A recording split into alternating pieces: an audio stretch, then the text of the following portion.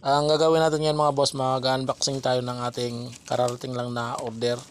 Ito ay audio converter SPDIF to RCA jack.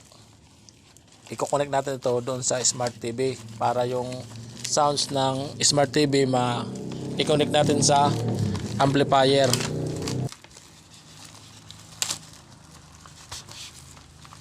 Dalawa ang connection nito, SPDIF at optical, para may connect doon sa amplifier.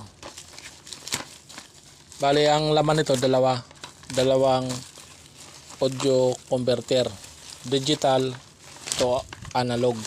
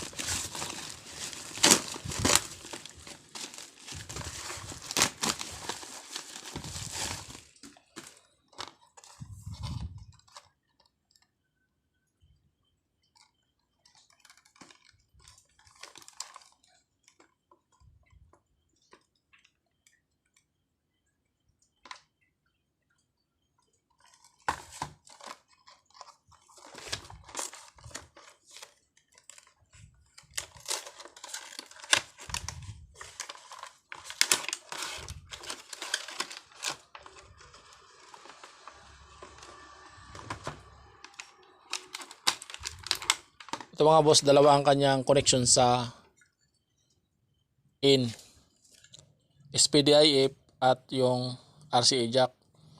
Kung doon sa likod ng TV mo mayroon ganito lagayan ng RCA jack, dyan mo i-connect.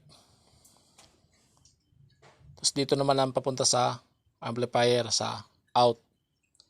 Mayroon din sa headset, ayan, sa headphone.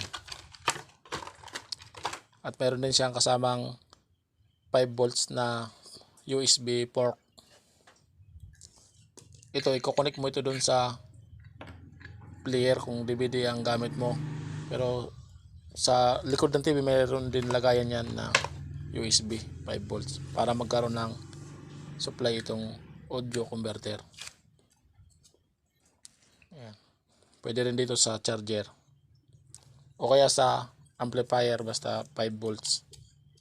Ayan. Kailangan kasi dyan mayroon siyang power na 5 volts. Ito yung in. Dito mo i-connect yung galing sa TV dito. Tapos ito naman na dalawa, left and right, punta naman yan dun sa amplifier. Kung SPDIF ang gamit, ito ang gamitin natin.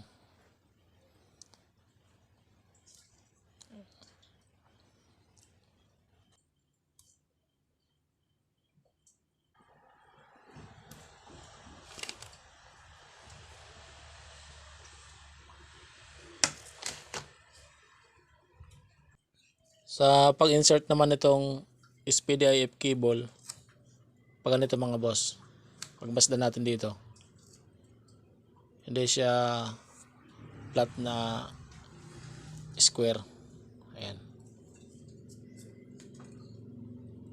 Ito pagbasda natin, pag ganyan ang paglagay niyan, pag ganyan, tapos ilapat natin ganyan. Ayan mga boss, pag ganyan ang pag-connect niyan. Ayan yung in. Ayan.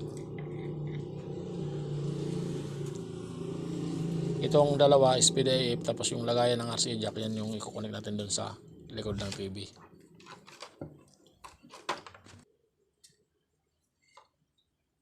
Kaya dalawa dahil depende sa inyong TV kung RCA jack ang kanyang connection o kaya SPDIF.